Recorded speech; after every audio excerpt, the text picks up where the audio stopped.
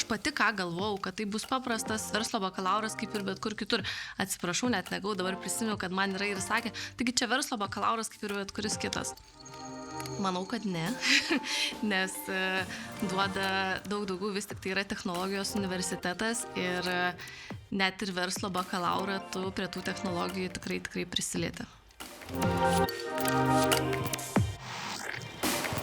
Manau, kad jinai yra ypatinga, nes jinai verčia pamatyti, kad tu ir verslo bakalaurą pabaigęs tikrai gali tapti antrepreneriu, inovacijų kūrėju ir prisidėti prie technologijų. Man, pavyzdžiui, verslininkas yra, tai gali būti tiesiog perku, parduodu, ne? Aš nusiperku ir aš parduodu. Tačiau antrepreneris yra tas, kur ateik, pasakyk man, kas tau skauda, kodėl tau čia yra blogai ir tada bando sukurti kažką, kas tai pataisytų. Tai aš iš esmės įstojau į šitą studijų programą tam, kad norėjau ateityje kažkada kurti savo verslą ir galvau, reikia šiek tiek gal žinių kažkokių, jaučiuosi tokia nesaugi.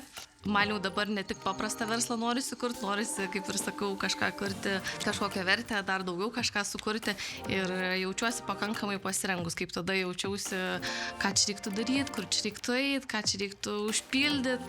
Tai viso to tikrai išmoko ir tiek duoda pažinčių, tiek duoda kanalų, per kur tu tai gali padaryti, tiek duoda išteklių, kuriuos gali naudoti, kad tu tiesiog, jeigu nori, tiesiog eik ir daryk. Aš manau, kad jeigu tu nori kurti inovacijas, kad jeigu tu nori kurti vertę ir verslą, kuris iš tikrųjų padeda žmonėms, tai turėtum rinkti šitą studijų programą.